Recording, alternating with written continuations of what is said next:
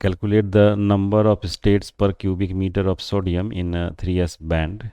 The density of sodium is 1013 kg per meter cube. How many of them are empty? कितने empty हैं ये find करना है और कितने states हैं. तो हमें पता है कि सोडियम का Z atomic number of sodium is 11 और mass number of sodium is 23.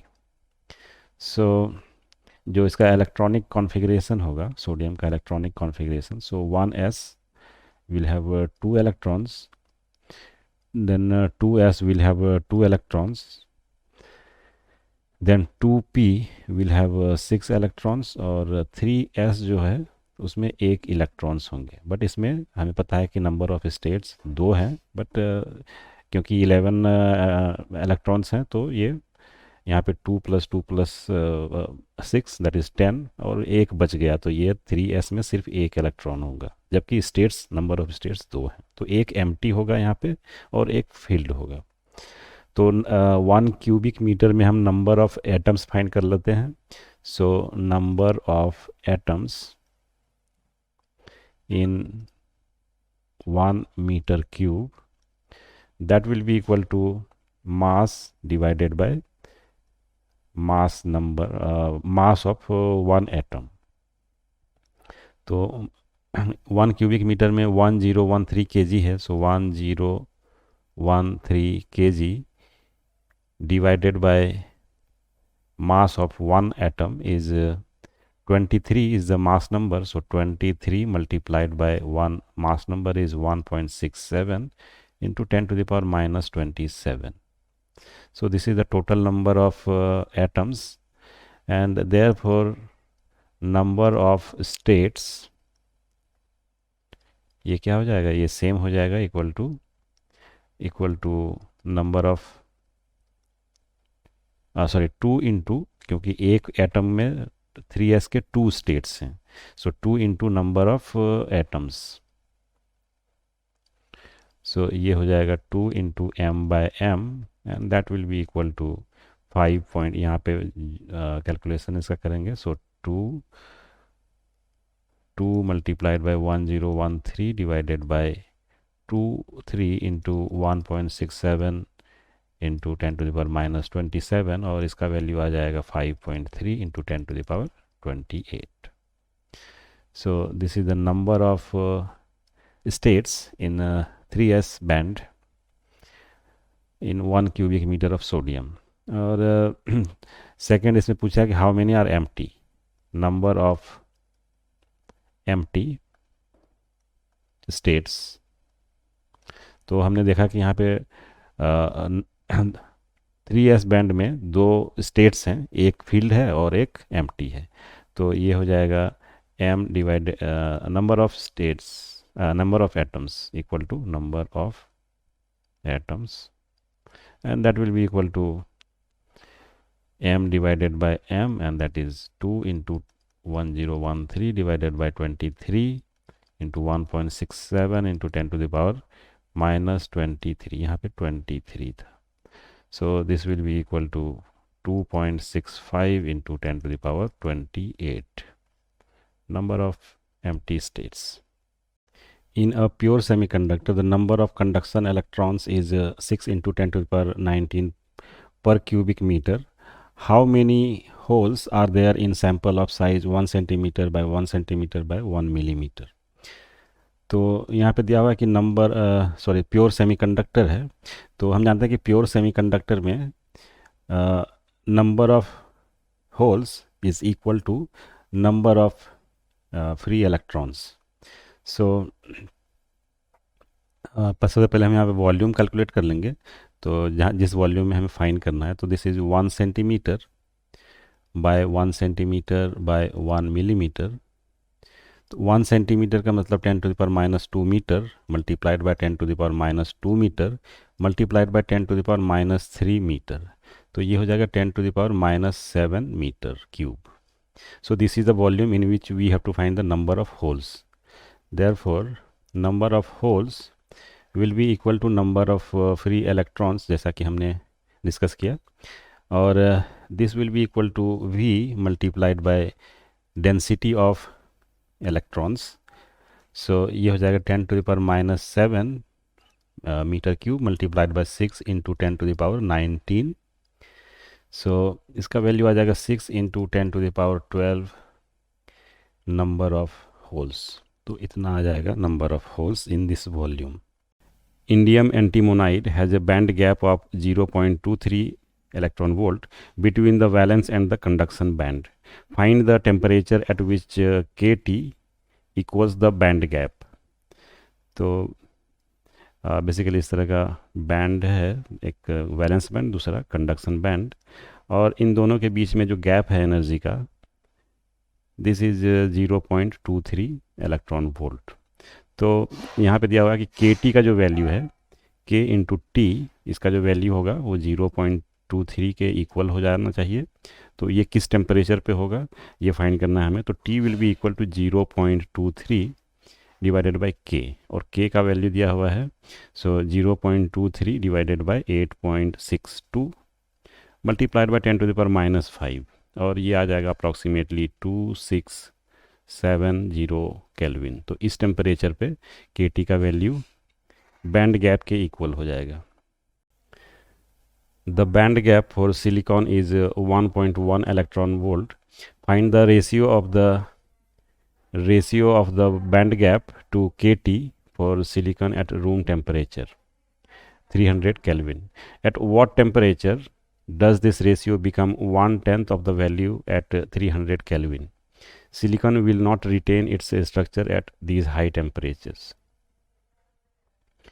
तो यहाँ पे हमें दिया हुआ है कि बैंड गैप 1.1 इलेक्ट्रॉन वोल्ट है. सो हमें find the ratio of band gap. तो रेशियो ऑफ बैंड गैप मतलब 1.1 डिवाइडेड बाय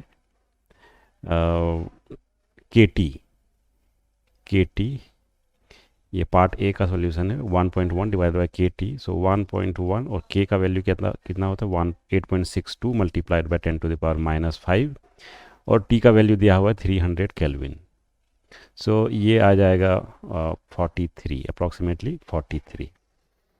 अब पार्ट बी में पूछ रहा है कि at what temperature does this ratio become 1/10 of the value of 300 kelvin. 300 kelvin पे क्या वैल्यू है 43. तो इसका 1/10 कितना हो जाएगा. So 1.1 divided by k T is equal to 1/10 of 43, and that is equal to 4.3, and therefore temperature will be equal to 1.1 divided by k into 4.3. So this is 1.1 divided by 8.62 multiplied by 10⁻⁻5 multiplied by 4.3, and this will be 3000 Kelvin, और 3000 Kelvin is too high temperature. So silicon का जो structure है वो destroy हो जाएगा इस temperature पे. When a semiconductor material is doped with an impurity, new acceptor levels are created. In a particular thermal collision, a valence electron receives an energy equal to 2 kT and just reaches the one of the acceptor levels. Assuming that energy of the electron was on top edge of the valence band, and that the temperature T is equal to 300 Kelvin, find the energy of the acceptor levels above the valence band. तो मान लेते हैं कि ये valence band है, and this is the new acceptor level. तो ये acceptor level है. तो इन दोनों के बीच का जो एनर्जी गैप है ये हमें फाइंड करना है, और ये हमें दिया गया है कि 2 kT का जब एनर्जी दिया जाता है, सो 2 टाइम्स के टी एनर्जी देने से ये यहाँ पे टॉप लेवल, वैलेंस बैंड का टॉप लेवल से एक्सेप्टर लेवल तक पहुँच जाता है. तो इसका मतलब हुआ कि इन दोनों के बीच का जो एनर्जी गैप हुआ that is 2 kT. So band gap will be equal to 2 times k into T. So यहाँ पे वैल्यूज़ रख देंगे. तो 2 into 8.62 into 10⁻⁻5 multiplied by temperature is 300 Kelvin. So ये हो जाएगा approximately equal to 50 into 10⁻³ electron volt, और इसे हम लोग लिख सकते हैं 50 milli electron volt. So this is the value of energy band gap. The band gap between the valence and conduction bands in zinc oxide is 3.2 electron volt.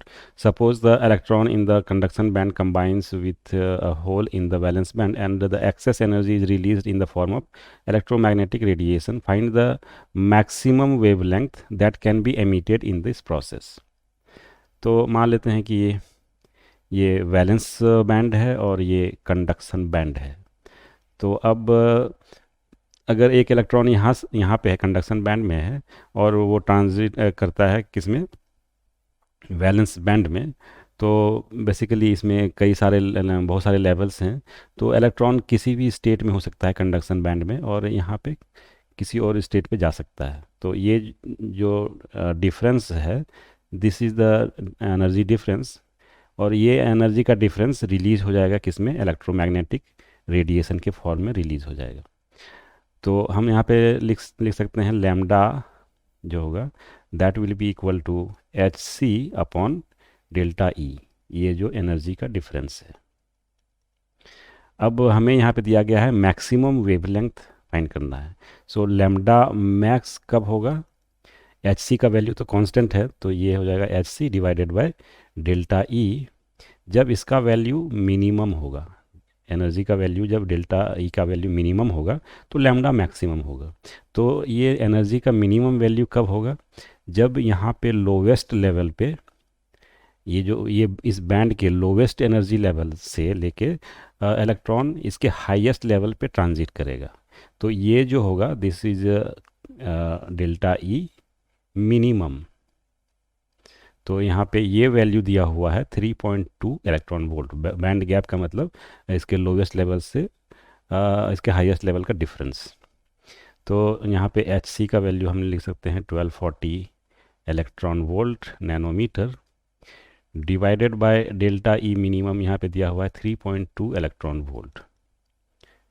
Volt. तो ये हो जाएगा approximately 390 nanometre.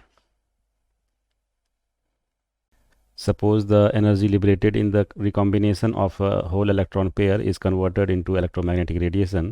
If the maximum wavelength emitted is 820 nanometer, what is the band gap? तो जैसा कि हम लोगों ने प्रीवियस क्वेश्चन में डिस्कस किया था कि अगर ये वैलेंस बैंड है और ये कंडक्शन बैंड है, तो this is called the band gap. ये जो डिस्टेंस है this is called the band gap. और प्रीवियस प्रॉब्लम में हमने डिस्कस किया था कि जो लैम्डा मैक्सिमम होगा that will correspond to this transition, the transition from the lowest level of conduction band to the transition from to the highest level of valence band. यहाँ से का जो लोवेस्ट लेवल होगा वहाँ से यहाँ का हाईएस्ट लेवल का जो ट्रांजिशन है, and this will correspond to lambda max. और basically this is also called delta E minimum. दोनों के बीच का जो मिनिमम डिफरेंस है, energy difference, this is called band gap. So band gap is equal to delta E minimum, और ये हो जाएगा Hc divided by lambda maximum. जब लैम्डा का वैल्यू मैक्सिमम तो डेल्टा ई का वैल्यू मिनिमम. तो यहाँ पे Hc का वैल्यू है 1240 इलेक्ट्रॉन वोल्ट नैनोमीटर, और लैम्डा मैक्स का वैल्यू दिया हुआ 820 नैनोमीटर. तो बेसिकली ये हो जाएगा approximately 1.5 electron volt. Find the maximum wavelength of electromagnetic radiation which can create a whole electron pair in germanium. The band gap in germanium is 0.65 electron volt. तो जैसा हम लोगों ने प्रीवियस प्रॉब्लम में डिस्कस किया था, अगर ये वैलेंस बैंड है और ये कंडक्शन बैंड है, तो this is the band gap, the lowest level of conduction band and highest level of valence band. So this is the band gap, और ये जो होगा ये बेसिकली डेल्टा ई मिनिमम होगा, और इसके लिए करस्पॉन्डिंग लैम्डा जो होगा, lambda max, that will be lambda max, and lambda max will be equal to hc upon delta E minimum. जब ये मिनिमम होगा तो लैम्डा मैक्सिमम होगा। अब यहाँ पे वैल्यूज़ रख देंगे, तो 1240 electron volt nanometre divided by delta E minimum, ये है 0.65 electron volt, and therefore this is going to be 1907 nanometre, और इसको हम लोग लिख सकते हैं 1.9 into 10⁻⁻6 metre. In a photodiode, the conductivity increases when the material is exposed to light.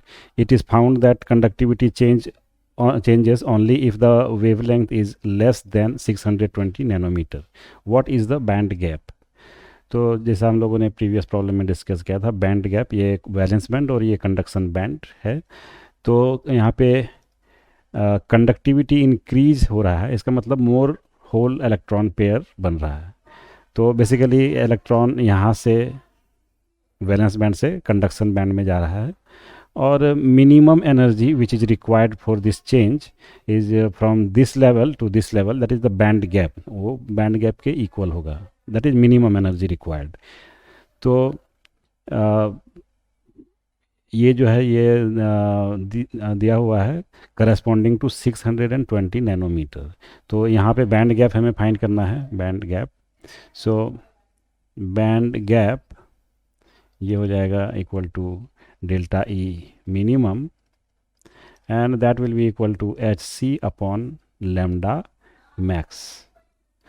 तो इससे कम पे तो होगा ही, क्योंकि this will have more energy, तो इससे कम पे तो होगा ही, और ये मैक्सिमम क्या है 620 नैनोमीटर है। तो 1240 electron volt nanometre divided by 620 nanometre, और ये आ जाएगा 2 electron volt. So this is the band gap. Let delta E denote the energy gap between the valence band and the conduction band.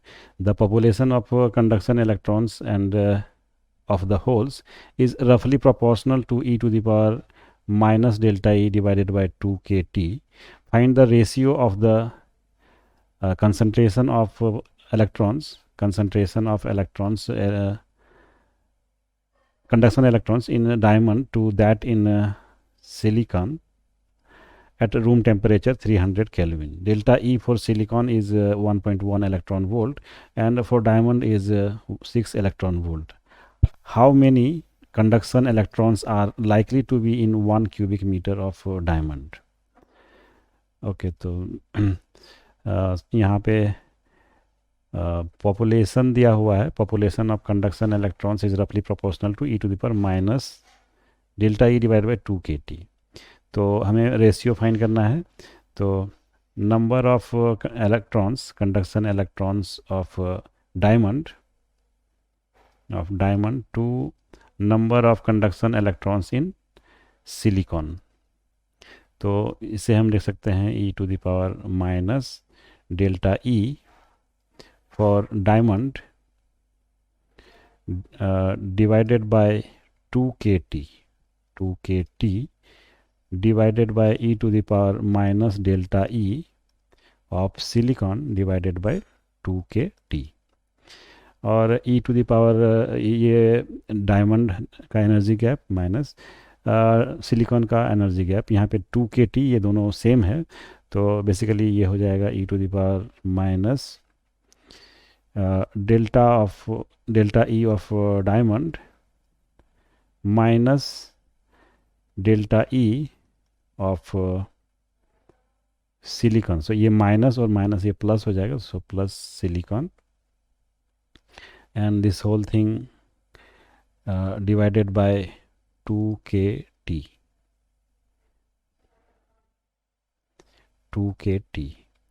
तो यहाँ पे वैल्यूज रख देंगे, तो e to the power delta diamond is 6, so 6 minus 1.1, तो ये हो जाएगा -4.9, minus 4.9 and divided by 2 kt, 2 into k is 8.62 into 10 to the power minus 5 multiplied by temperature is 300.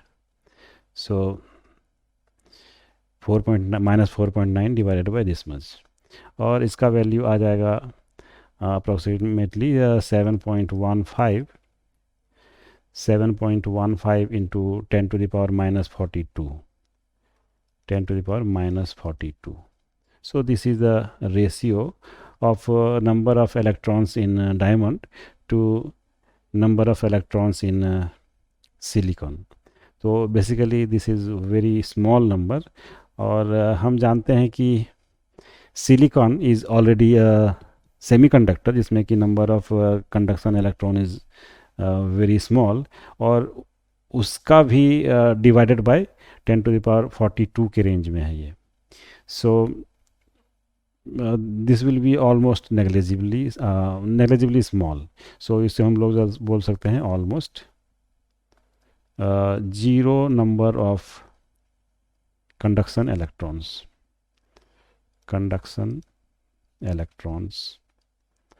in diamond, क्योंकि सिलिकॉन में ऑलरेडी बहुत कम है और उसका भी 10 to the power minus 42 times, जो कि ऑलमोस्ट जीरो हो जाएगा. The conductivity of a pure semiconductor is roughly proportional to T to the power 3 by 2 into E to the power minus delta E divided by 2 kT, where delta E is band gap. The band gap for germanium is 0.74 electron volt at 4 Kelvin and 0.67 electron volt at 300 Kelvin. By what factor does the conductivity of pure germanium increase as the temperature is raised from 4 Kelvin to 300 Kelvin? तो मान लेते हैं कि conductivity at 300 kelvin is equal to factor F multiplied by conductivity as at 4 kelvin, and therefore ये जो factor है ये हो जाएगा sigma 300 kelvin divided by sigma at 4 kelvin, और सिग्मा जो होता है उसका वैल्यू दिया हुआ है कंडक्टिविटी का वैल्यू. सो ये हो जाएगा 300 पे 300 to the power 3 by 2 multiplied by E to the power minus delta E 300 kelvin पे क्या है 0.67. सो 0.67 डिवाइडेड बाय 2 इंटू के का वैल्यू है 8.62 into 10 to the power minus 5 multiplied by temperature that is 300. So ये हो जाएगा at 300 sigma at 300 divided by sigma at 4 kelvin, ये हो जाएगा 4 to the power 3 by 2 multiplied by E to the power minus 0.74 divided by 2 into 8.62 into 10 to the power minus 5 multiplied by 4. तो ये हो जाएगा 300 बाय 4, तो ये 75 to the power 3 by 2 multiplied by e to the power minus 12.95, और नीचे जो आएगा ये e to the power minus 1073.08, और अप्रोक्सीमेटली ये आ जाएगा 10 to the power 463. तो ये बहुत बड़ा नंबर है, और इससे ये फैक्टर, इस फैक्टर से ये मल्टीप्लाई हो जाएगा conductivity. Estimate the proportion of boron impurity which will increase the conductivity of a pure silicon sample by a factor of 100. Assume that each boron atom creates a hole, and electron concentration of holes in pure silicon at the same temperature is 7 into 10 to the power 15 holes per cubic meter. Density of silicon is 5 into 10 to the power 28 atoms per cubic meter. तो यहाँ दिया हुआ है कि Ni equal to 7 into 10 to the power 15 holes, that is a number density of electrons or holes in pure silicon, and therefore to increase conductivity conductivity by 100, total number of charge carriers, total charge carrier density, total charge carrier density की basically कितना हो जाना चाहिए, 100 times हो जाना चाहिए। तो यहाँ पे intrinsic charge carriers, number of free electrons and number of holes दोनों 7 × 10⁻15 है। तो ये हो जाएगा 100 मल्टीप्लाइड बाई 2 × 7 × 10⁻15। ये total number of charge carriers होना चाहिए आफ्टर डोपिंग। सो ये हो जाएगा 14 × 10⁻17 नंबर पर क्यूबिक मीटर। एंड ये total number of total charge density होना चाहिए, चार्ज कैरियर डेंसिटी। एंड मान लेते हैं कि इसमें से जो होल्स है, so let x equal to charge carrier density, ऐसे भी सॉरी होल डेंसिटी मान लेते हैं इसको, होल डेंसिटी आफ्टर डोपिंग। ये आफ्टर डोपिंग मान लेते हैं कि ये नंबर ऑफ होल्स और इलेक्ट्रॉन्स चेंज हो जाएंगे, तो आफ्टर डोपिंग मान लेते हैं होल डेंसिटी आफ्टर डोपिंग। तो देयरफॉर हमें पता है कि Ne × NH, Ne × NH ये किसके बराबर होना चाहिए, Ni² के बराबर होना चाहिए। तो ये कितना हो जाएगा, Ne कितना हो जाएगा, 14 × 10⁻17, ये टोटल चार्ज कैरियर्स है, minus number of holes, so x multiplied by x, ये कितना हो जाना चाहिए, Ni², मतलब 7 × 7 दैट इज़ 49 × 10⁻30 हो जाना चाहिए। और इसको हम लोग लिख सकते हैं x² और माइनस 14 × 10⁻17 x और plus 49 × 10⁻30 that is equal to 0। And therefore यहाँ से x का वैल्यू अगर हम निकालेंगे तो that will be 14 × 10⁻17 plus minus 14² × 10⁻34 minus 4 × 4ac, so 4a × c is 49 × 10⁻30 under root divided by 2, और ये अप्रॉक्सीमेटली इसका वैल्यू आ जाएगा 14 × 10⁻17। सो this is the number of holes after doping इतना नंबर ऑफ होल्स हो जाएगा। एंड देयरफॉर जैसा कि हम लोग जानते हैं कि ये नंबर ऑफ होल्स आ गया अगर, सो this will be actually number of boron atoms, impurities. Therefore doping concentration or proportion of boron impurity, proportion equal to क्या हो जाएगा, number of boron atoms divided by number of silicon atoms पर cubic metre. यहाँ पे ये हो गया basically number of holes, और हम यहाँ पे बोल सकते हैं कि total number of holes, number of boron atom भी इसी के बराबर हो जाएगा, क्योंकि बाकी जो होल्स हैं that will be very small in number. तो 14 × 10⁻17 डिवाइडेड बाय इसका डेंसिटी कितना है, 5 × 10⁻28, और इससे हम ले सकते हैं 1 डिवाइड कर देंगे 14 से 5 को, तो ये हो जाएगा 3.5 × 10⁻10। सो this is the proportion 1 in 3.5 × 10⁻10 silicon atom. अगर 3.5 × 10⁻10 सिलिकॉन एटम्स है तो उसमें एक एटम किसका है, बोरॉन का है। So this is the ratio.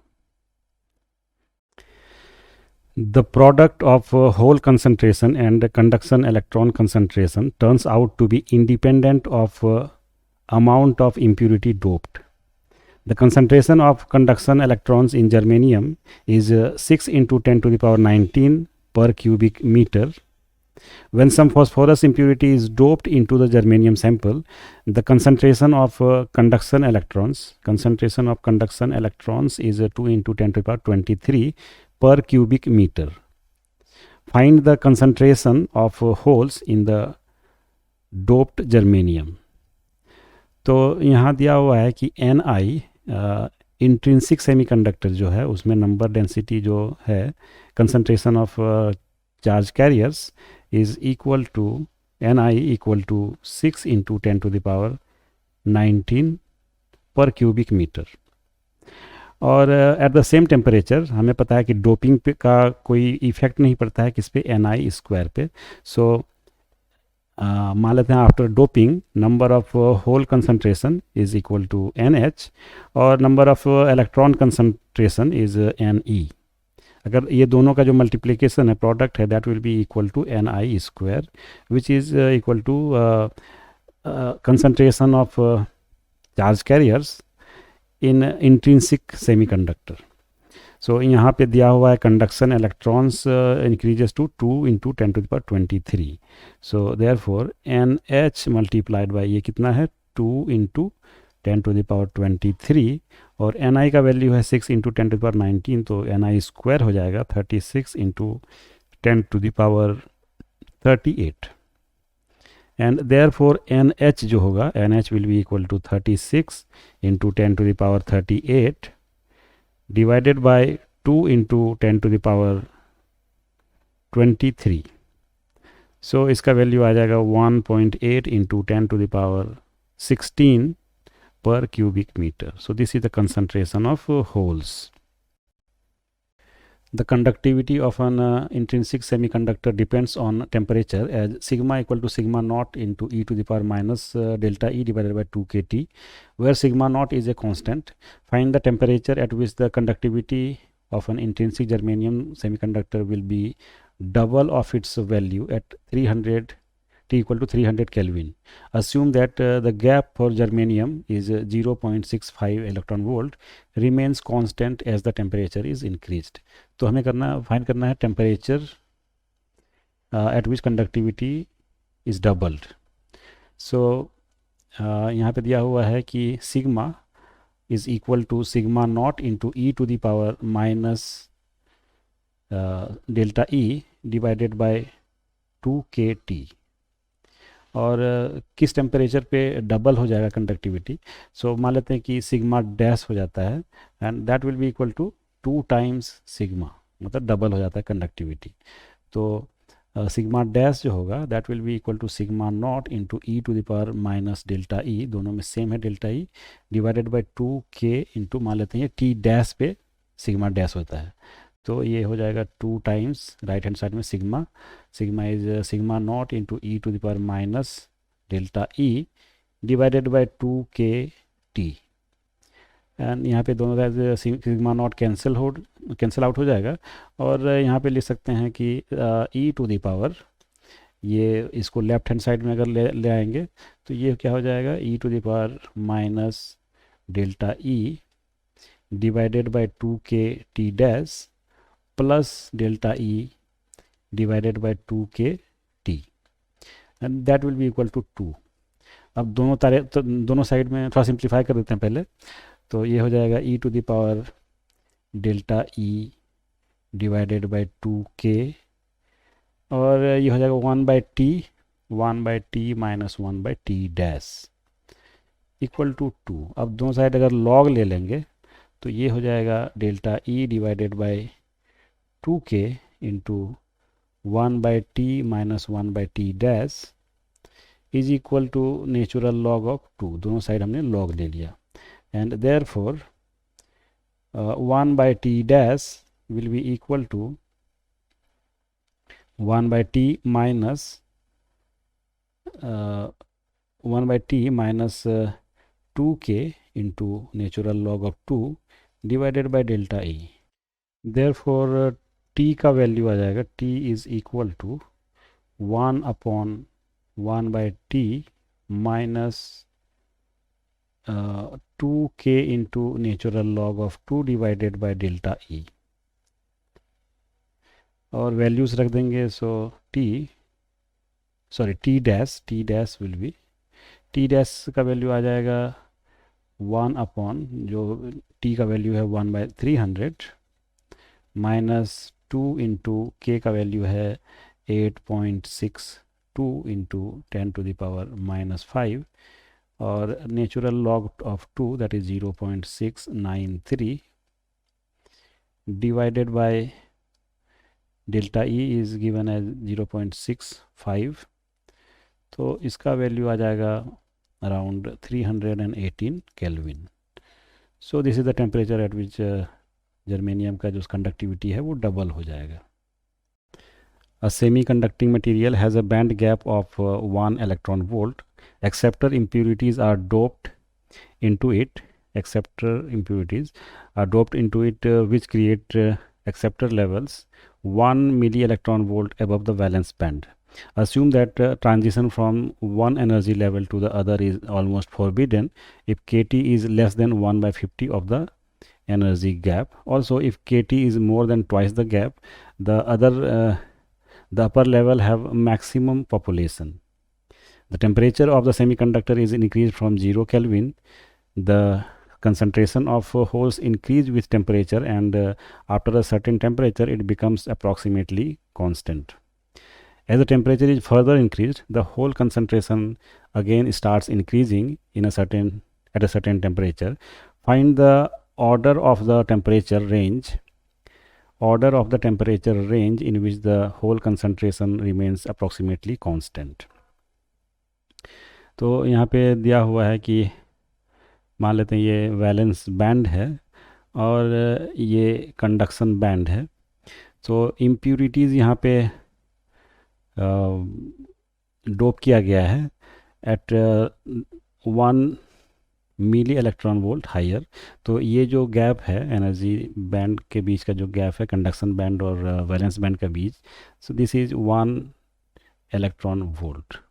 और यहाँ पे एक्सेप्टर लेवल एक नया क्रिएट हुआ है जिसका कि डिस्टेंस ये जो एनर्जी बैंड है सॉरी बैंड गैप जो है this is 1 milli electron volt. तो अगर यहाँ पे दिया हुआ अगर टेम्परेचर इंक्रीज किया जा रहा है, मान लेते हैं ये टेम्परेचर है और this is number of holes, तो 0 से ऑब्वियसली 0 यहाँ पे होगा नंबर ऑफ होल्स, तो ये इंक्रीज़ कर रहा है और up to some temperature it will increase. मान लेते हैं ये टेम्परेचर T1 तक इंक्रीज़ किया है और उसके बाद ये कांस्टेंट हो जा रहा है and after some temperature T2, मान लेते हैं ये T2 टेम्परेचर है, तो इसके बाद ये फिर से इंक्रीज़ होना शुरू हो गया। तो इस यहाँ से यहाँ तक बेसिकली T1 से T2 तक ये कांस्टेंट है number of holes, concentration of holes constant है T1 से T2। तो बेसिकली हमें ये रेंज फाइंड करना है T1 से T2 जिसमें कि ये नंबर ऑफ होल्स कांस्टेंट रहेगा। तो यहाँ पे दिया हुआ है कि 1/50th ऑफ एनर्जी गैप अगर रहेगा तो ये फॉरबिडन है, ट्रांजिशन फॉरबिडन है। और अगर 2T है 2 kT है तो बेसिकली ये ट्रांजिट सारा मतलब मैक्सिमम पॉपुलेशन होगा हायर लेवल पे। तो पहले जब 0 से स्टार्ट करते हैं 0 डिग्री सेंटीग्रेड 0 केल्विन से, तो यहाँ पे सारे इलेक्ट्रॉन्स हैं वैलेंस बैंड में। तो अब जैसे जैसे एनर्जी इंक्रीज़ होगी तो ये एक्सेप्टर लेवल में जाना शुरू होगा और मैक्सिमम पॉपुलेशन यहाँ पे जब हो जाएगा तो उसके बाद क्या हो जाएगा, नंबर ऑफ होल्स कांस्टेंट हो जाएंगे। तो यहाँ से यहाँ तक पहुँचने में कांस्टेंट कब हो जाएगा, जब लेस देन ये ट्वाइस द गैप, मतलब गैप कितना है 1 मिली इलेक्ट्रॉन वोल्ट है। सो के T1 मान लेते हैं ये T1 जो होगा K times T1 that will be equal to twice the gap, ये जो गैप है इसका ट्वाइस होना चाहिए। So that will be greater than 2 times 1 milli electron volt, and therefore यहाँ से हम लोग लिख सकते हैं T1 should be greater than 2 into 1 into 10⁻³ electron volt divided bye K का वैल्यू है 8.62 इंटू 10⁻⁵, और इसका वैल्यू आ जाएगा 23 kelvin. So T1 is 23 kelvin, मतलब T1 का वैल्यू इससे बड़ा होना चाहिए, तो सो दैट ये कांस्टेंट रेंज में आ जाएगा. और अब जब यहाँ पे सारा एक्सेप्टर लेवल फुल हो चुका है, तो अब जो ये जो एक्सेप्टर लेवल सारा फुल हो चुका है, तो अब नए होल्स क्रिएट करने के लिए इलेक्ट्रॉन्स को बेसिकली वैलेंस बैंड से सीधे यहाँ कंडक्शन बैंड में जाना पड़ेगा, यहाँ से यहाँ. तो अब कब जाना शुरू करेगा, जब ये एनर्जी का जो गैप है, ये KT का जो वैल्यू है, that should be 1/50th of energy gap. तो ये एनर्जी गैप अब हो गया. सो KT2 जब करेंगे, so that should be less than for constant range, क्योंकि इसके आगे अब क्या होगा कि ये नया होल्स क्रिएट करना शुरू होगा. तो KT2 should be less than 2 times of the band gap. तो अब ये बैंड गैप कितना है, 1 इलेक्ट्रॉन वोल्ट है. So sorry 1/50th. तो ये हो जाएगा 1 electron volt divided bye 50, 1/50 electron volt, मतलब ये बैंड गैप है, डिवाइडेड बाय 50. जब इससे बड़ा हो जाएगा तब फिर ये कंडक्ट करना, मतलब वो नया होल्स क्रिएट करना शुरू हो जाएगा. Therefore T2 should be less than 1/50 into 8.62 into 10⁻⁻5, और इसका वैल्यू आ जाएगा 231 केल्विन. सो अप्रॉक्सीमेटली यहाँ पे जो रेंज हो जाएगा, therefore range will be approximately क्या, 20 केल्विन, जैसा कि आंसर में दिया हुआ है, 20 केल्विन टू 230 केल्विन. ये अप्रॉक्सीमेट रेंज हो गया, in which this number of holes, density of holes is going to be constant. In a PN junction, the depletion region is 400 nanometer wide, and an electric field of 5 into 10⁵ volt per meter exists in it. Find the height of the potential barrier. What should be the minimum kinetic energy of a conduction electron which can diffuse from N side to P side? तो मान लेते हैं कि this is the depletion region, और इसका जो width है, this width is given as 400 nanometre. और यहाँ पे एक इलेक्ट्रिक फील्ड है, इस रीजन में एक इलेक्ट्रिक फील्ड है जिसका वैल्यू दिया हुआ है 5 इंटू 10⁵ वोल्ट पर मीटर. सो ये V दिया हुआ है, सॉरी E दिया हुआ है यहाँ पे इस डिप्लीशन रीजन में. देयरफॉर पोटेंशियल डिफरेंस इन दोनों पॉइंट के बीच में, और potential barrier, therefore potential barrier ये कितना हो जाएगा, will be equal to E into D, electric field multiplied by the distance. So यहाँ पे वैल्यू दिया हुआ है 5 इंटू 10⁵, और D का वैल्यू कितना है, 400 नैनोमीटर, 400 इंटू 10⁻⁹, और इसका वैल्यू आ जाएगा 0.2 volt. So this is the potential barrier और हाइट ऑफ पोटेंशियल बैरियर. ये पार्ट ए में था, और पार्ट बी का सॉल्यूशन है, what should be the minimum kinetic energy. तो अगर यहाँ पे एक इलेक्ट्रॉन है, तो इसकी एनर्जी कितनी होनी चाहिए कि ये इस बैरियर को क्रॉस कर जाए, मतलब यहाँ से इधर आ जाए. तो इसमें पोटेंशियल बैरियर क्या है, 0.2 वोल्ट है, और इस पोटेंशियल बैरियर को इस इलेक्ट्रॉन को क्रॉस करना पड़ेगा. तो ये टोटल एनर्जी, काइनेटिक एनर्जी कितनी हो जाएगी, 0.2 वोल्ट मल्टीप्लाइड बाय E. तो ये हो जाएगा E मतलब 1.6 इंटू 10⁻⁹. तो बेसिकली ये 0.2 इलेक्ट्रॉन वोल्ट हो जाएगा. The potential barrier existing across an unbiased PN junction is 0.2 volt. The minimum kinetic energy a hole should have to diffuse from P side to N side if the junction is unbiased. The junction is forward biased at 0.1 volt and the junction is reverse biased at 0.1 volt. तो हम जानते हैं कि जो there is a potential barrier, वो कुछ इस तरह से होता है पोटेंशियल बैरियर। यहाँ पे दिया हुआ है कि अनबायस्ड स्टेट में ये पोटेंशियल बैरियर की हाइट कितनी है, दिस इज 0.2 वोल्ट। तो therefore the minimum energy required, basically इस पोटेंशियल बैरियर को क्रॉस करना पड़ेगा, तो that will be equal to 0.2 into electronic charge, और ये हो जाएगा 0.2 electron volt. So this is the minimum amount of energy the holes should have to cross this potential barrier, क्योंकि ये पोटेंशियल का बैरियर है और इसे क्रॉस करना पड़ेगा बेसिकली। तो पार्ट बी में पूछ रहा है the junction is forward biased, तो जब हम फॉरवर्ड बायस करते हैं तो इस बैरियर की हाइट क्या होगी, वो घट जाएगी।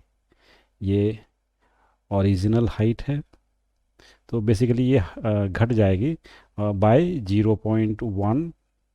0.1 वोल्ट, क्योंकि ये 0.1 से फॉरवर्ड बायसिंग हुआ है तो इतना से घट जाएगा।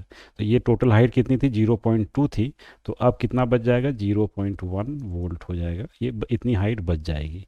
सो तो इस केस में एनर्जी रिक्वायर्ड क्या हो जाएगी, minimum energy that will be equal to 0.1 into e, और ये हो जाएगा 0.1 इलेक्ट्रॉन वोल्ट।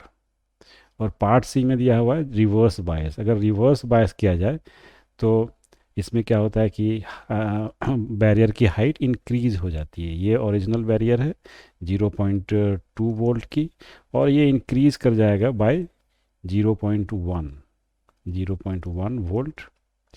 तो ये टोटल हाइट जो अब है ये हो गई 0.3 वोल्ट।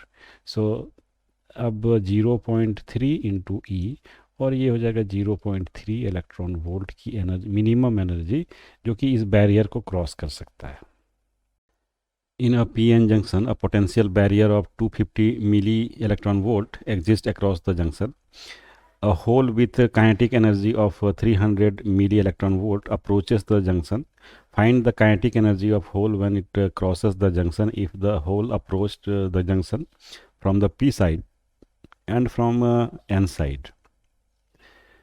तो मान लेते हैं कि इस तरह से डायोड है, और यहाँ पे पी टाइप और यहाँ पे एन टाइप सेमीकंडक्टर है, and this is the depletion region.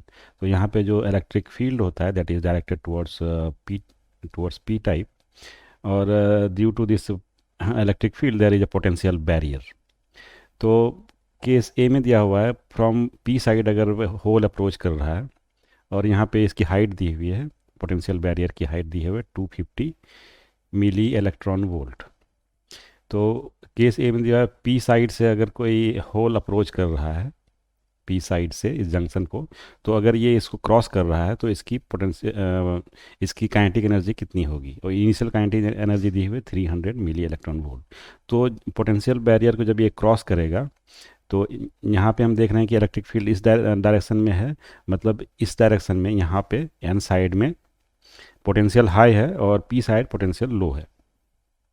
तो जब ये इसको क्रॉस करेगा तो kinetic energy 2 will be equal to kinetic energy 1, और ये माइनस हो जाएगा 250 मिली इलेक्ट्रॉन वोल्ट। तो ये पोटेंशियल बैरियर जो है, potential energy on the barrier, ये माइनस हो जाएगा।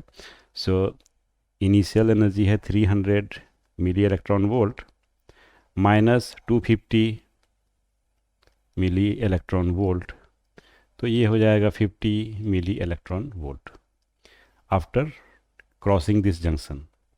अब पार्ट बी में दिया हुआ है एन साइड से अप्रोच कर रहा है, तो अगर ये होल इधर से अप्रोच करे और इसकी काइनेटिक एनर्जी 300 MV हो, मिली इलेक्ट्रॉन वोल्ट हो, तो इसको क्रॉस करने के बाद ये एक्सेलरेट हो जाएगा बाय दिस इलेक्ट्रिक फील्ड, और ये 250 मिली इलेक्ट्रॉन वोल्ट इसका एनर्जी इंक्रीज हो जाएगा।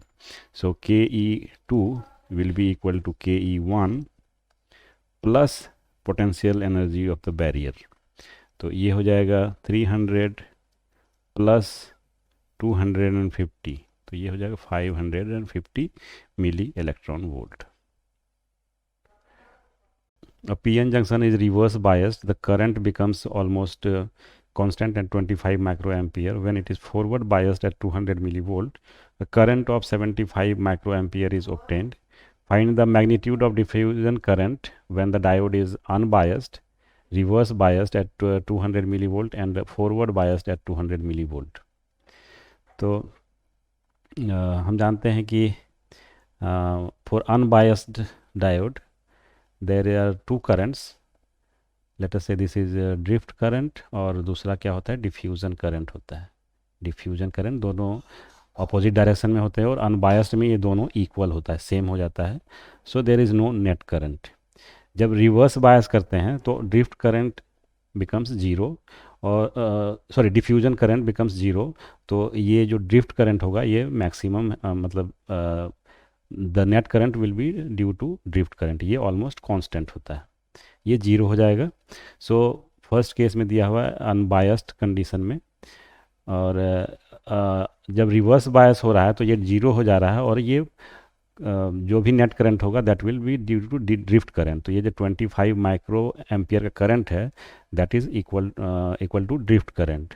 तो ये बेसिकली क्या हो जाएगा, 25 माइक्रो एम्पियर हो जाएगा, राइट. और पार्ट ए में पूछ रहा है अनबायस्ड कंडीशन में. तो अनबायस्ड में दोनों इक्वल होता है. In unbiased state I drift is equal to I diffusion and therefore I diffusion क्या हो जाएगा, that is equal to I drift, और I drift का वैल्यू क्या है, 25 माइक्रो एम्पियर है. So this is the diffusion current in unbiased condition. Reverse bias condition जब है पार्ट बी में, reverse bias condition in reverse biased, तो जैसा हमने डिस्कस किया कि आई ड्रिफ्ट क्या हो जाता है, जीरो हो जाता है, सॉरी डिफ्यूज़न, आई डिफ्यूज़न ये जीरो हो जाता है and therefore net current, sorry net current नहीं, हमें डिफ्यूज़न करंट चाहिए. तो ये diffusion current is zero basically. तो so this is the answer for part B. और पार्ट सी में पूछा है फॉरवर्ड बायस. पार्ट सी में in forward biased, forward biased. So forward bias में क्या हो रहा है कि there will be drift current of 25 micro ampere और हमें फाइंड करना है नेट करंट. तो यहाँ पे दिया हुआ है कि current of 75 micro ampere is obtained. तो I drift,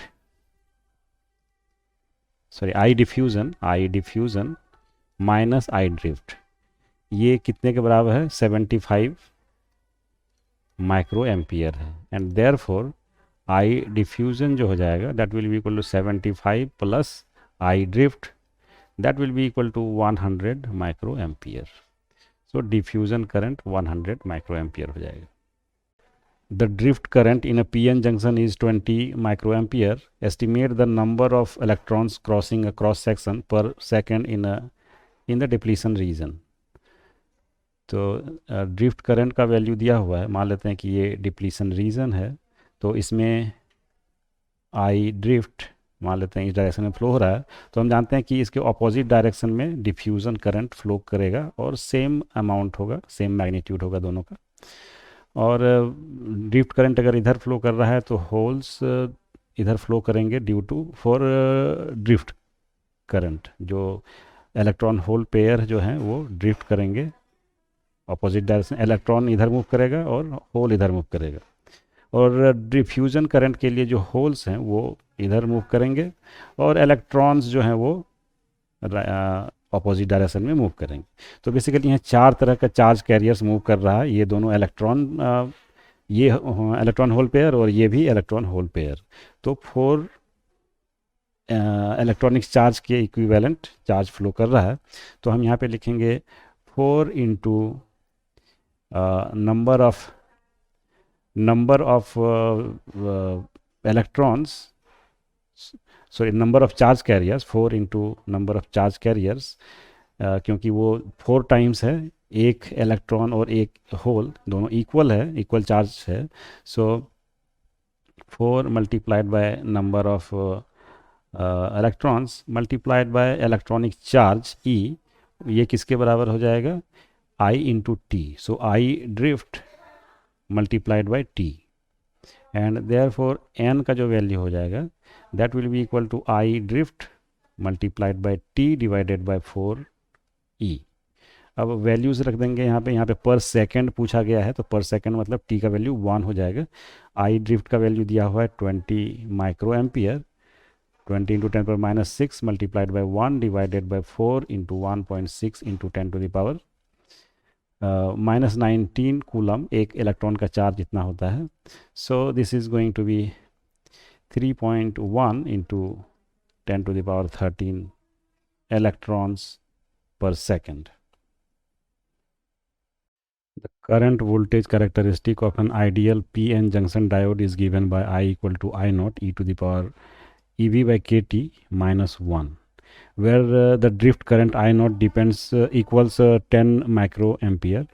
Take the temperature T to be 300 Kelvin. Find the voltage V naught for which e to the power EV by KT equal to 100. One can neglect the term 1 for voltages greater than this value. Find the expression for the dynamic resistance of the diode as a function of V for V greater than V naught. Find the voltage for which dynamic resistance is 0.2 ohm. तो सबसे पहले तो हम e to the power EV by KT equal to 100 के लिए V का value find करेंगे. So e to the power, part A का solution, e to the power EV upon KT ये कितना है, 100 है.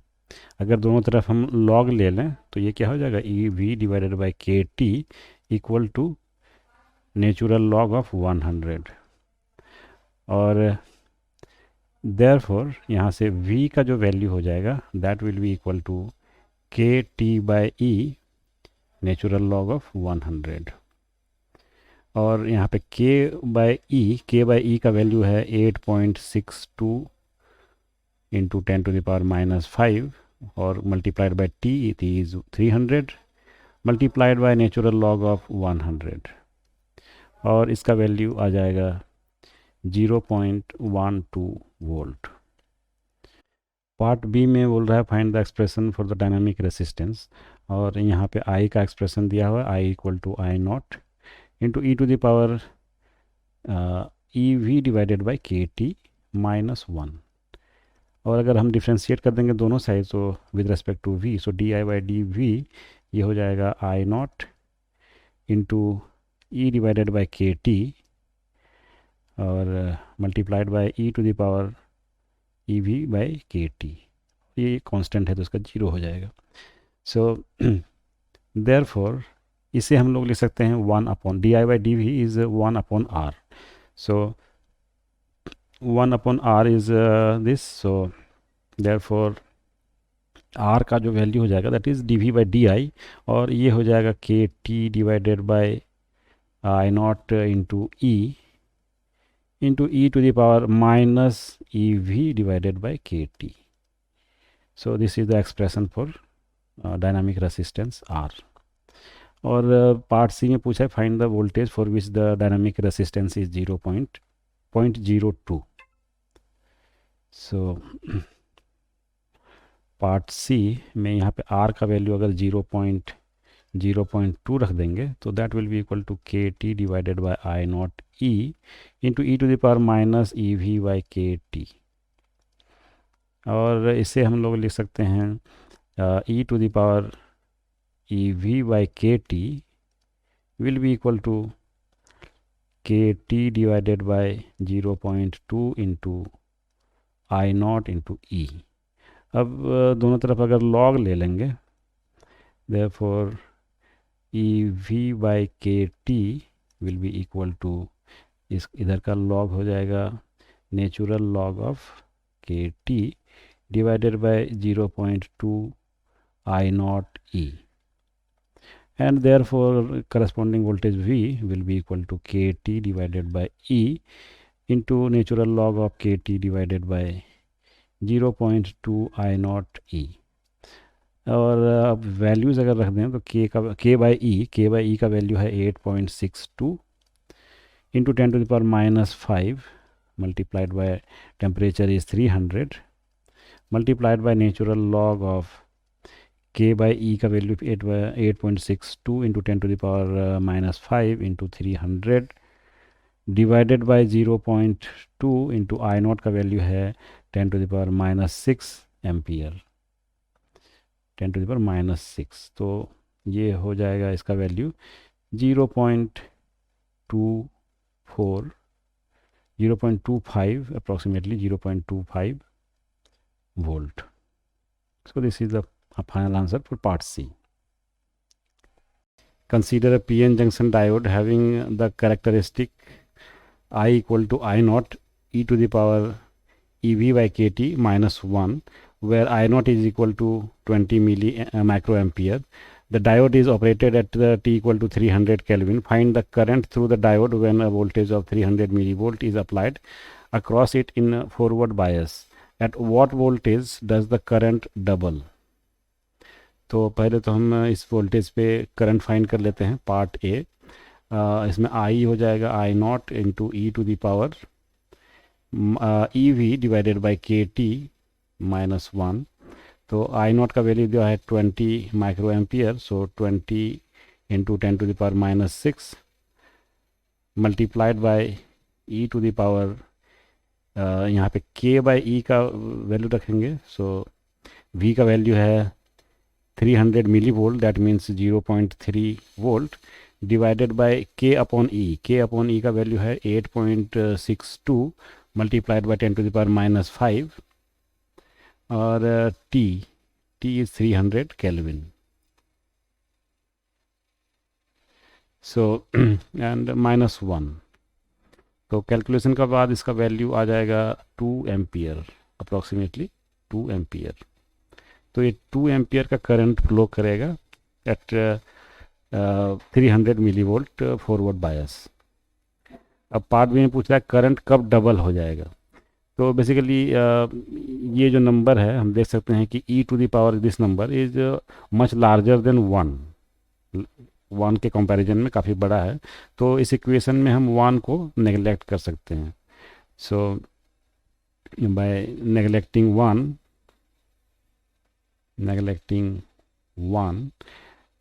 आई क्या हो जाएगा, I naught into E to the power e V divided by k T. So यहाँ से हम लिख सकते हैं therefore 2i is equal to I naught into E to the power e into V dash, मान लेते हैं वी डैश पे करंट डबल हो जाता है, divided by k T. So अगर इसको डिवाइड कर देंगे, 2 को 1 से डिवाइड कर देंगे, so 2 divided by 1 implies 2 equal to I naught cancel हो जाएगा और e to the power e by k T into V dash minus V. अब दोनों तरफ अगर लॉग ले लेंगे तो ये हो जाएगा log 2 equal to e by k T into V dash minus V, and therefore V dash जो होगा that will be equal to V plus k T into natural log 2 divided by ई।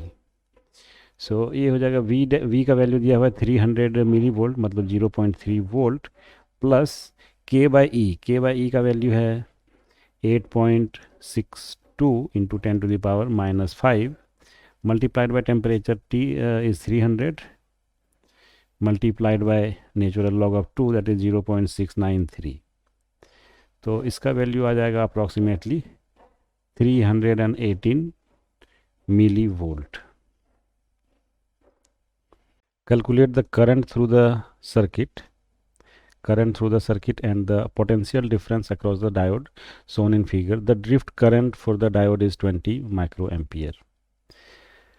तो यहाँ पे ये डायोड जो है ये reverse biased है और हम जानते हैं कि रिवर्स बायस में सिर्फ ड्रिफ्ट करंट फ्लो करेगा। सो आई डी आर, और जो डिफ्यूज़न करंट है वो ज़ीरो हो जाएगा। तो और यहाँ पे कुछ ड्रॉप हो जाएगा, मान लेते हैं ये जो ड्रॉप होगा अक्रॉस द 20 ओम रेसिस्टर वो हम फाइंड कर सकते हैं. So therefore current will be equal to drift current, that is I drift, और इसका वैल्यू दिया हुआ है 20 माइक्रो एम्पियर. तो ये ड्रिफ्ट करंट हो जाएगा, that is current through the diode. और potential drop V across diode will be equal to 5 is the total potential in this circuit, minus यहाँ पे जो ड्रॉप हो रहा है that is IDR multiplied by 20. तो ये हो जाएगा 5 माइनस आई ड्रिफ्ट कितना है 20 इंटू 10⁻⁻⁶ मल्टीप्लाइड बाय 20. तो ये हो जाएगा 4.996 volt which is approximately equal to 5 volt. So ये 5 वोल्ट का ड्रॉप हो जाएगा across the diode. Each of the resistances shown in figure has a value of 20 ohm. Find the equivalent resistance between A and B. Also, does it depend on whether the point A or point B is at higher potential? तो पहले तो equivalent resistance हम find कर लेते हैं. यहाँ पे हम देख सकते हैं कि ये व्हीट स्टोन ब्रिज के कॉन्फ़िगरेशन में है और मान लेते हैं ये R1 है, ये R2 है, ये R3 और R4 है. तो हम ये भी देख सकते हैं कि R1 by R2 is equal to R3 by R4. ये R4, R1 R2 R3 R4, तो दोनों का रेशियो सेम है और इसलिए हम बोल सकते हैं कि ये जो व्हीटस्टोन ब्रिज है this is balanced Wheatstone bridge. तो अगर ये पॉइंट C है और ये पॉइंट D है तो बैलेंस्ड व्हीटस्टोन ब्रिज में क्या होता है, ये पहले तो बैलेंस्ड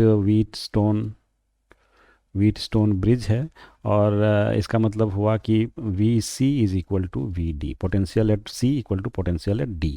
तो अगर ये दोनों पोटेंशियल सेम है तो इसको हम लोग हटा सकते हैं डायोड को और ये इक्विवेलेंट सर्किट कुछ इस तरह हो जाएगा.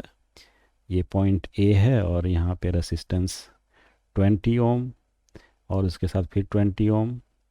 ये पॉइंट B और नीचे वाले ब्रांच में 20 ओम और ये भी 20 ओम. तो ये सर्किट हो जाएगा इक्विवेलेंट. यहाँ पे 20 + 20 40 हो जाएगा ऊपर वाले ब्रांच में और नीचे वाले ब्रांच में भी 40 हो जाएगा और देयरफॉर यहाँ पे अब इक्विवेलेंट रेसिस्टेंस कितना आ जाएगा 20 ओम का. सो ये इक्विवेलेंट रेसिस्टेंस बिटवीन A और B आ गया 20 ओम. और अगर हम चेंज कर देंगे, मान लेते हैं कि VA, if VA is greater than VB, तो बेसिकली करंट इधर से इधर फ्लो करेगा और C और D का पोटेंशियल सेम होगा. Then VC equal to VD. और अगर B का पोटेंशियल हाई है तो करंट इधर से फ्लो करेगा. If VA is less than VB then also VC equal to VD.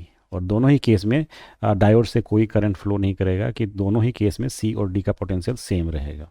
So it doesn't depend on whether point A और B is at higher potential.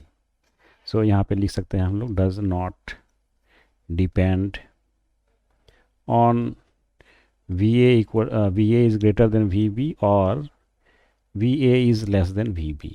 इस पे डिपेंड नहीं करता है. In problems 25 to 30, assume that resistance of each diode is 0 in forward bias and is infinity in reverse bias. So forward bias में 0 है और reverse bias में infinity assume करना है. So question number 25 में क्या दिया हुआ है, find the current through the resistances in the circuit shown in figure. तो यहाँ पे 2 वोल्ट का बैटरी लगा हुआ है, 2 ओम का रेसिस्टेंस है और 2 डायोड इस तरह से कनेक्टेड हैं. तो ये दोनों, चूँकि बैटरी इधर से लगा हुआ है तो यहाँ पे देख सकते हैं कि ये दोनों ही डायोड फॉरवर्ड बायस में है और इसलिए इसका जो रेसिस्टेंस हो जाएगा 0 हो जाएगा. तो इसका रेसिस्टेंस 0 ओम हो जाएगा यहाँ पे और इसका भी 0 ओम हो जाएगा क्योंकि यहाँ पे दिया हुआ है फॉरवर्ड बायस में करंट रेसिस्टेंस 0 है. तो ये दोनों 0 रेसिस्टेंस मतलब ये कंडक्टिंग वायर हो गया और total resistance 2 ohm. Therefore the current will be equal to यहाँ पे जो करंट फ्लो करेगा, इसमें current is equal to I1 मान लेते हैं, तो इसमें I1 क्या हो जाएगा, 2 volt divided by 2 ohm equal to 1 ampere. So ये I1 का वैल्यू आ गया। और इस सर्किट में, सेकेंड सर्किट में, यहाँ पे बैटरी इस तरह से कनेक्टेड है, पॉजिटिव नेगेटिव, तो यहाँ पे पॉजिटिव नेगेटिव कनेक्टेड है, तो ये फॉरवर्ड बायस होगा, तो यहाँ पे 0 ओम का रेसिस्टेंस।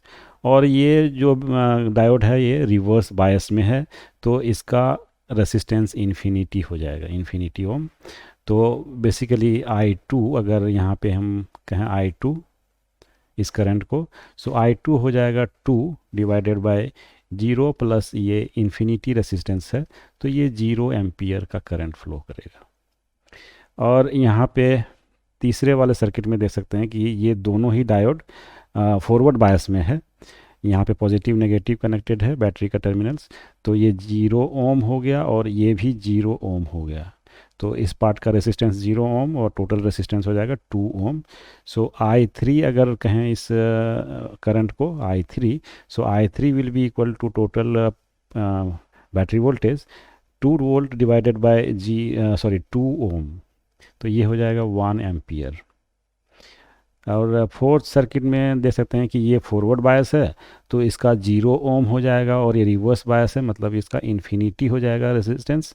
तो I4 अगर ये है I4, सो I4 क्या हो जाएगा, total voltage divided by total resistance, तो ये 2 और यहाँ पे इसके 0 के पैरेलल में इन्फिनिटी, ये 0 ओम हो जाएगा, क्योंकि ये ओपन सर्किट और ये क्लोज सर्किट, तो 0 ओम यहाँ पे और ये 2 ओम, सो 2 ओम हो जाएगा, दैट मीन्स 1 एम्पियर।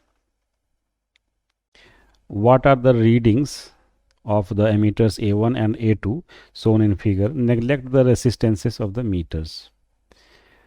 तो यहाँ पे 2 वोल्ट का बैटरी लगा हुआ है, ये पॉजिटिव टर्मिनल नेगेटिव टर्मिनल, तो हम देख सकते हैं कि ये डायोड जो होगा ये पॉजिटिव टर्मिनल और ये नेगेटिव टर्मिनल के साथ कनेक्टेड है, तो ये रिवर्स बायस है, और रिवर्स बायस का मतलब इसका रेसिस्टेंस जो है वो इन्फिनिटी हो जाएगा। तो इस ब्रांच का रेसिस्टेंस इन्फिनिटी हो जाएगा, तो यहाँ पे कोई करंट फ्लो नहीं करेगा।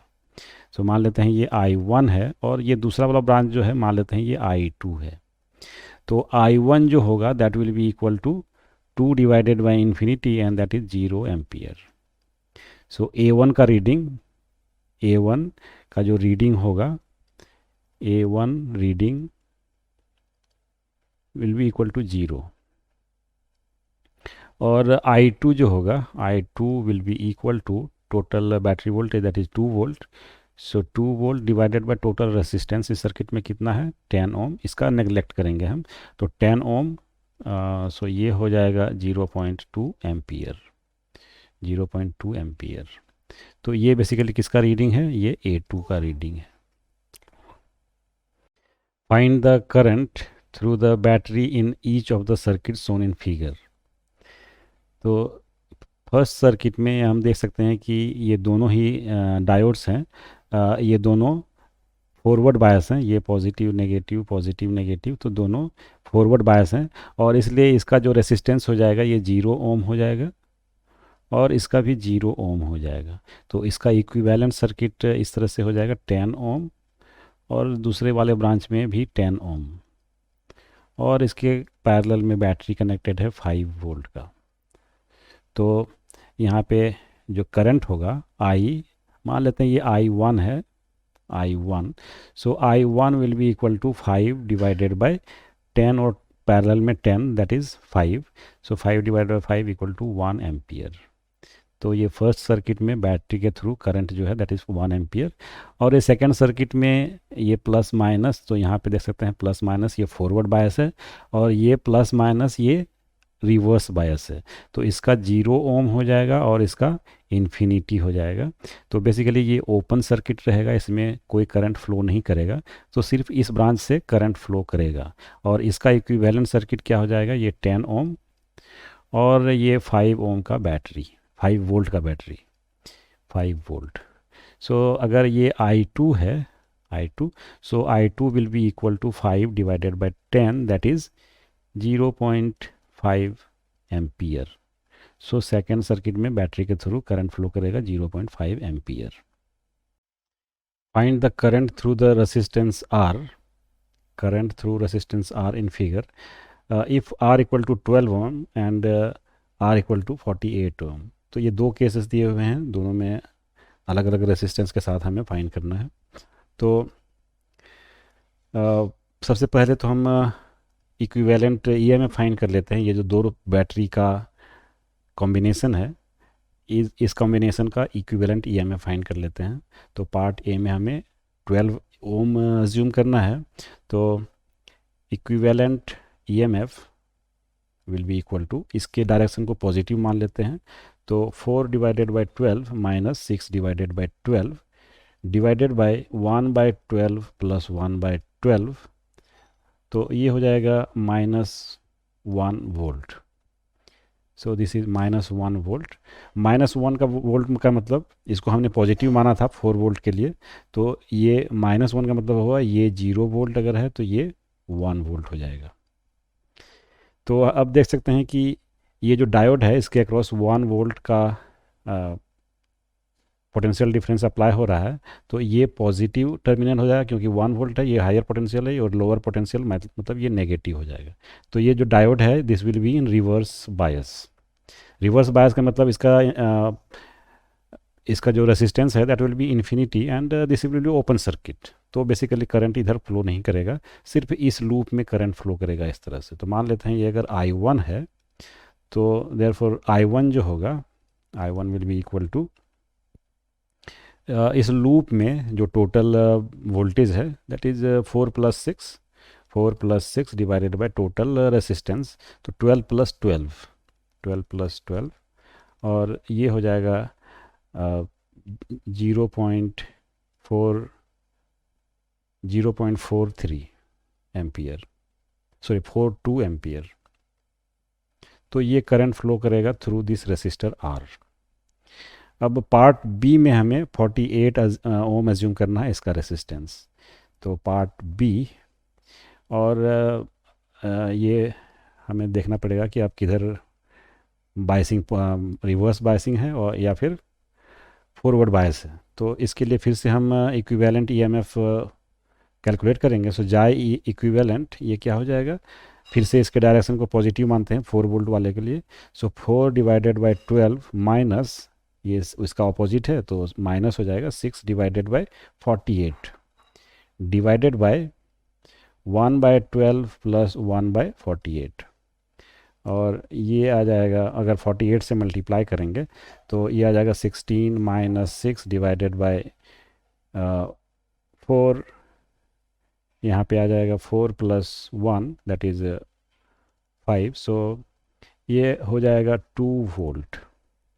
और ये पॉजिटिव आया है, इसका मतलब इसके डायरेक्शन में ही इक्विवेलेंट ईएमएफ होगा. सो ये अगर 0 है तो ये 2 वोल्ट हो जाएगा. और मान लेते हैं कि करंट इस डायरेक्शन में फ्लो कर रहा है, मान लेते हैं ये I2 है. तो अब देख सकते हैं कि ये जो डायोड है इसके अक्रॉस 2 वोल्ट अप्लाई हो रहा है. किस तरह से, ये पॉजिटिव टर्मिनल, ये नेगेटिव टर्मिनल. मतलब ये हुआ कि ये अब फॉरवर्ड बायस में है, तो इससे भी करंट फ्लो करेगा. तो मान लेते हैं कि इस सर्किट से जो करंट फ्लो कर रहा है इस ब्रांच से, that is IL, load current. और ये मान लेते हैं RL है. तो देयरफॉर और यहाँ पे R इक्विवेलेंट भी फाइंड कर लेते हैं. ये जो बैटरी सिस्टम है इसका R इक्विवेलेंट ये क्या हो जाएगा, 12 ओम और 48 ओम ये दोनों पैरेलल में है.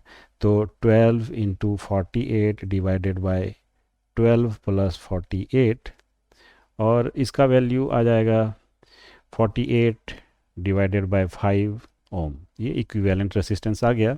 एंड देयरफॉर आई लोड जो होगा इस ब्रांच में जो करंट फ्लो करेगा, ये हम लिख सकते हैं इक्विवेलेंट ईएमएफ जाई equivalent divided by R equivalent plus जो लोड रेसिस्टेंस है RL. तो ये हो जाएगा 2 volt divided bye R equivalent क्या है 48 बाई 5 और प्लस 1. सो ये जो करंट आएगा that will be equal to 10/53 ampere, 10/53 ampere. And therefore अब जो टर्मिनल वोल्टेज होगा ये जो बैटरी सिस्टम है इसका टर्मिनल वोल्टेज, तो V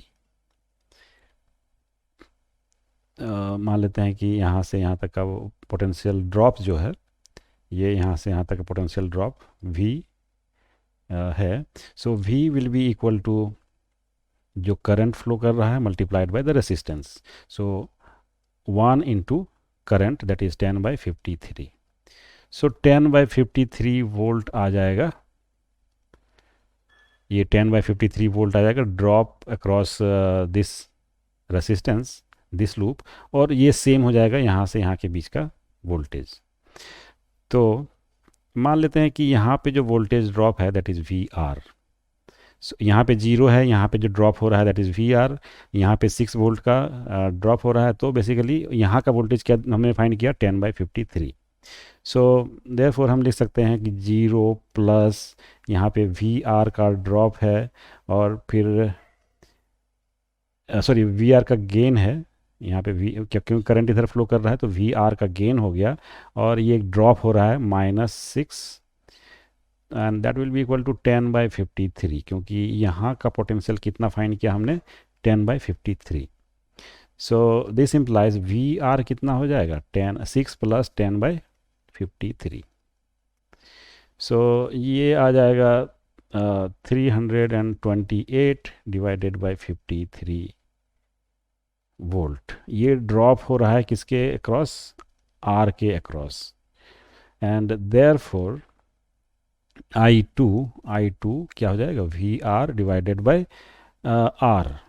इसका जो रेसिस्टेंस है उसे डिवाइड कर देंगे, इसका जो यहाँ पे जो ड्रॉप हो रहा है उसको डिवाइड कर देंगे किससे, वहाँ पे जो रेसिस्टेंस है। तो ये 328 divided by 53 and divided by 48, तो ये हो जाएगा approximately 0.13 ampere. So this is the current I2 in case 2 in part B. Draw the current voltage characteristics for the device shown in figure between the terminals A and B. तो यहाँ पे दो device दिया गया है basically, एक device ये है, दूसरा डिवाइस ये है, दोनों के लिए हमें करंट वोल्टेज कैरेक्टरिस्टिक प्लॉट करना है। तो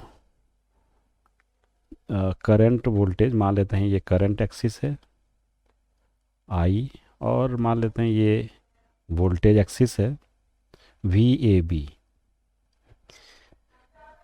और ये फर्स्ट डिवाइस के लिए यहाँ प्लॉट करेंगे, और ये दूसरे डिवाइस के लिए इस तरह से मान लेते हैं ये करंट एक्सिस है और ये VAB। तो अगर VAB पॉजिटिव है, मतलब A का potential is higher than B का पोटेंशियल, तो ये जो डायोड है ये फॉरवर्ड बायस होगा और इसका रेसिस्टेंस 0 हो जाएगा। तो 0 रेसिस्टेंस पे इसमें जो करंट फ्लो करेगा वो that will B basically VAB divided by this resistance. तो ये कुछ इसका ग्राफ कुछ इस तरह से स्ट्रेट लाइन हो जाएगा, एंड सच दैट अगर ये थीटा है तो tan theta will be equal to V/I, and that is 10 ohm. तो ये इसका स्लोप 10 हो जाएगा।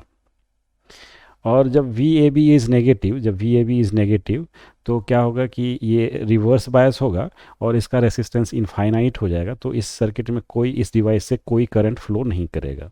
तो लेफ्ट हैंड साइड में बेसिकली डाउनवर्ड और इस तरह से हो जाएगा करंट। तो ये इसका कैरेक्टरिस्टिक कर्व इस तरह से हो जाएगा। और सेकंड डिवाइस में अगर A का पोटेंशियल हाई है B के पोटेंशियल के कंपैरिजन में, तो ये फॉरवर्ड बायस होगा और ये रिवर्स बायस होगा। तो इसका जो रेसिस्टेंस है वो 0 और इसका इन्फिनिटी, मतलब इस ब्रांच में कोई करंट फ्लो नहीं करेगा, सिर्फ इस ब्रांच में करंट फ्लो करेगा। सो A to B जो करंट फ्लो कर रहा है that will be determined by this resistance 10 ओम से। और ये पॉजिटिव साइड में फिर से इसके इस ग्राफ के सेम हो जाएगा। सो दैट इज़ अगर ये एंगल थीटा है तो टेन थीटा इक्वल टू क्या हो जाएगा, 10 हो जाएगा। और जब वी ए बी नेगेटिव है, मतलब बी का पोटेंशियल हायर देन ए का पोटेंशियल, तो ये जो डायोड है ये रिवर्स बायस हो जाएगा और ये फॉरवर्ड बायस हो जाएगा। तो अब इसके थ्रू जो करंट फ्लो करेगा, इसके थ्रू जो करंट फ्लो करेगा वो अपोजिट डायरेक्शन में फ्लो करेगा, और इसका जो स्लोप है दैट विल बी 20, क्योंकि इसमें रेसिस्टेंस अब 20 है। तो इसका स्लोप इस तरह से हो जाएगा कुछ। और अगर ये एंगल फाई है, so 10 phi will be equal to 20। तो इस तरह से दोनों का करेक्टर, दोनों डिवाइस का करेक्टरिस्टिक, करंट वोल्टेज करेक्टरिस्टिक होगा। Find the equivalent resistance of the network shown in figure between points A and B. तो यहाँ पे ए एंड बी के बीच में दो ब्रांचेस हैं इस तरह से, एक में डायोड लगा हुआ है। तो इसमें बेसिकली दो केसेस बनेंगे। फर्स्ट केस में, केस 1, जब V A is greater than V B, और केस 2 क्या होगा, केस 2 में क्या होगा, V A is less than V B. तो अगर V A is greater than V B, इसका पोटेंशियल हायर है इसके कंपैरिजन में, तो ये जो डायोड होगा ये इस तरह से इसमें पोटेंशियल डिफरेंस अप्लाई होगा। तो ये डायोड जो है वो फॉरवर्ड बायस होगा। फॉरवर्ड बायस होगा मतलब इसका रेसिस्टेंस 0 हो जाएगा। तो इसमें इक्विवेलेंट सर्किट जो बनेगा, ये 10 ओम यहाँ पे और यहाँ पे 10 ओम, और ये इस तरह से ए और पॉइंट बी। तो 10 ओम और 10 ओम दोनों पैरेलल में आ जाएगा, और दोनों का equivalent resistance R A B, ये क्या हो जाएगा, 5 ओम हो जाएगा, 5 ohm. So this is the answer case 1 के लिए, जबकि ए का पोटेंशियल हायर है बी के पोटेंशियल से। और केस बी में, सेकंड केस में अगर V A is less than V B, मतलब ये पोटेंशियल हायर है, ये लोअर पोटेंशियल है, तो इसमें जो पोटेंशियल डिफरेंस अप्लाई होगा वो इस तरह से होगा, पॉजिटिव नेगेटिव। मतलब ये जो डायोड है that will B now reverse bias. अगर ये रिवर्स बायस हो गया तो यहाँ पे जो रेसिस्टेंस है वो इन्फिनिटी हो जाएगा, इनफाइनाइट रेसिस्टेंस हो जाएगा। तो ये जो ब्रांच है इसमें ये ओपन सर्किट हो जाएगा, इसमें कोई करंट फ्लो नहीं करेगा। तो जो इक्विवेलेंट सर्किट होगा वो बेसिकली इस तरह से हो जाएगा, 10 ओम का और पॉइंट बी पॉइंट ए। तो और यहाँ पे बेसिकली ये ओपन सर्किट इस तरह से हो जाएगा इस ब्रांच में। तो जो इक्विवेलेंट रेसिस्टेंस है आर ए बी, इसको डैश बोल देते हैं, आर ए बी डैश, तो ये हो जाएगा 10 ओम, ये केस 2 में। When the base current in the transistor is changed from 30 microampere to 80 microampere, the collector current is changed from 1 milliampere to 3.5 milliampere. Find the current gain beta.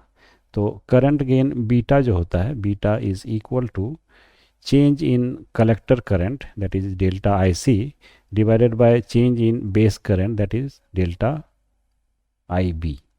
और collector current का यहाँ पे चेंज दिया हुआ है 3.5 milli ampere, change होता है कहाँ से, 1 मिली एम्पियर से। तो 3.5 माइनस 1 ये हो गया मिली एम्पियर, मतलब 10 to the power -3 ampere, divided by delta I B, ये 30 टू 80 हो जा रहा है, तो 80 माइनस 30, और ये माइक्रो एम्पियर है, मतलब 10 टू द पावर -6, तो इसका वैल्यू आ जाएगा 50। सो this is the current gain beta.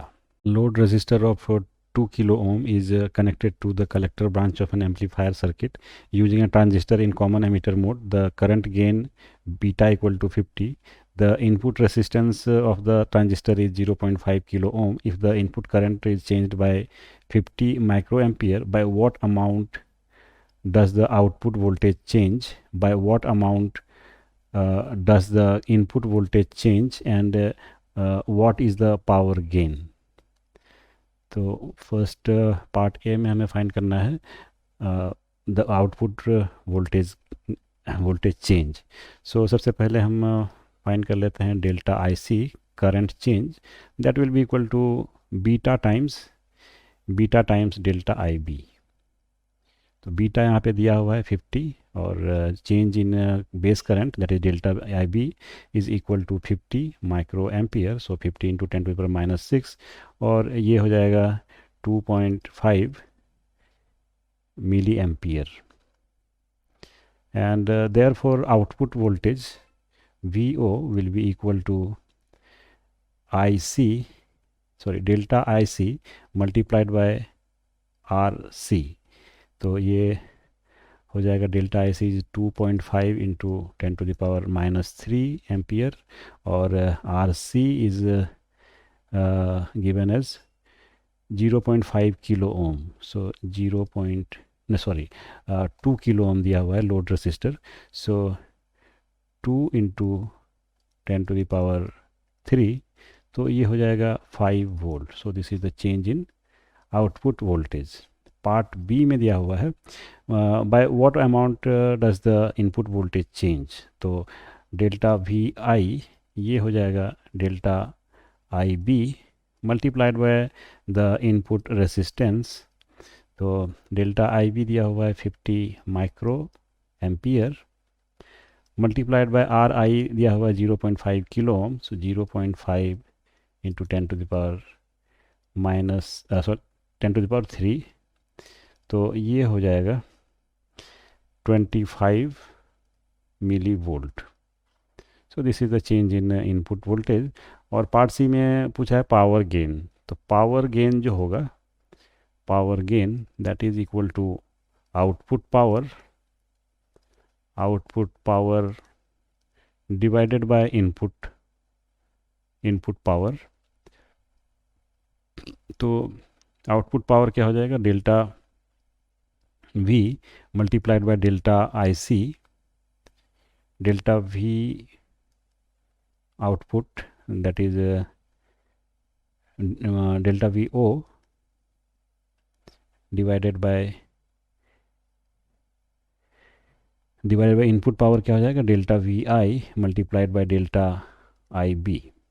तो यहाँ पे हम लोगों ने 5 वोल्ट फाइंड किया था, 5 volt multiplied by delta IC, change in collector current का जो चेंज है that is 2.5 milli ampere, so 2.5 into 10⁻³ divided by delta VI 25 milli volt, so 10⁻³ multiplied by delta IB जो है दैट इज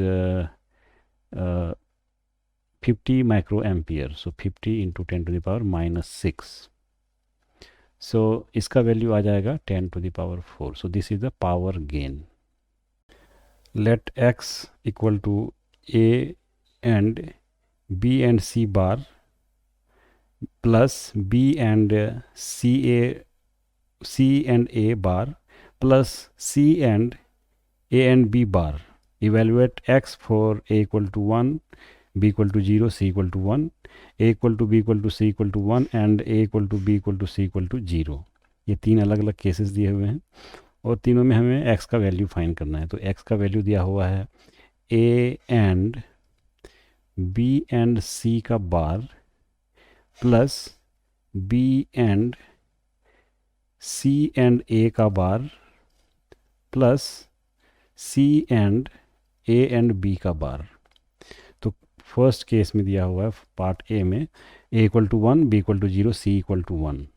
तो A equal to 1 यहाँ पे अगर हम देखें तो ये 1 है एंड B का वैल्यू दिया हुआ है 0, सो 0 एंड 1 का बार, सॉरी ये है 1, 0 एंड 1 का बार। तो 0 एंड 1 क्या हो जाएगा, 0 हो जाएगा और 0 का बार 1 हो जाएगा। तो बेसिकली ये 1 एंड 1 हो जाएगा। सो 1 एंड 1 क्या हो जाएगा, 1। तो 1 plus anything plus anything will be equal to 1, क्योंकि ये ऑलरेडी 1 है।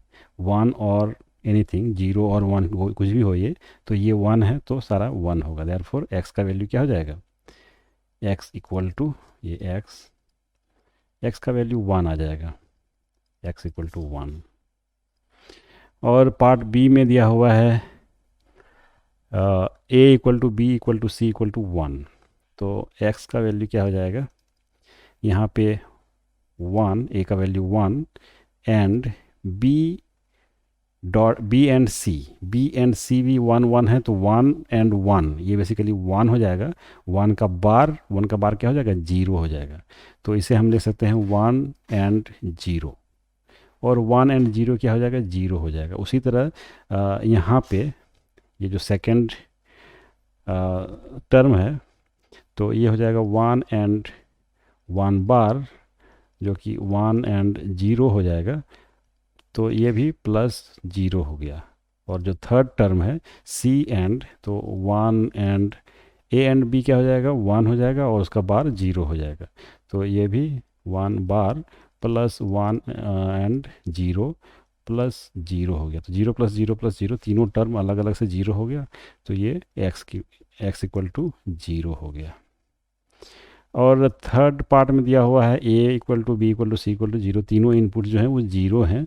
तो अगर x = क्या है यहाँ पे, a मतलब 0 and anything is 0, so 0 and anything is 0 हो जाएगा ये। और दूसरा वाला टर्म फिर से वही हो जाएगा, ये क्या है, 0 एंड एनीथिंग, सो ये भी 0 हो जाएगा। और प्लस थर्ड टर्म में है 0 एंड समथिंग, तो 0 एंड एनीथिंग बेसिकली क्या हो जाएगा, फिर से 0 हो जाएगा। तो ये 0 + 0 + 0, ये x = 0 आ गया फिर से। Design a logical circuit using AND, OR and NOT gates to evaluate A and B and C bar plus B and C A bar। तो पहले 3 इनपुट ले लेते हैं, मान लेते हैं ये A है, ये C है और ये B है। तो फर्स्ट जो टर्म है उसमें B एंड C करना है पहले, तो AND गेट ले लेते हैं, एक AND गेट, और इसमें C और ये B दोनों का इनपुट ले लेते हैं। तो इस गेट के बाद इस गेट का जो आउटपुट होगा वो क्या होगा, B एंड C। तो B एंड C हो गया। और अगर यहाँ पे एक नॉट गेट अपन लगा देते हैं, तो इसका जो आउटपुट होगा वो B एंड C का नॉट हो गया। अब उसी तरह यहाँ पे C एंड A का बार है, तो एक एंड गेट ले लेते हैं और दोनों को एंड कर देंगे यहाँ पे पहले, C और A। तो ये C A इसका आउटपुट हो जाएगा, C एंड A। और यहाँ पे अगर नॉट गेट हम लगा देते हैं, तो इसका जो आउटपुट हो जाएगा C A बार हो गया। तो ये B C बार और ये C A बार ये यहाँ पे मिल गया हमें। और यहाँ पे A एंड B C बार है, A एंड B C बार। तो बेसिकली ये सिग्नल हमें लेना पड़ेगा यहाँ से, और दोनों को एंड करना पड़ेगा फिर से।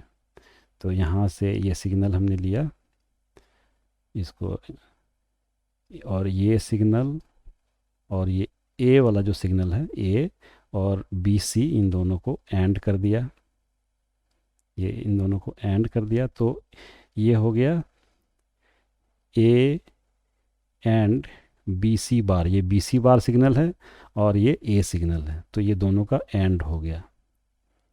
और उसी तरह जो दूसरा टर्म है B एंड C A बार, तो B सिग्नल यहाँ से लेंगे, तो B सिग्नल को लेकर आएंगे यहाँ से, और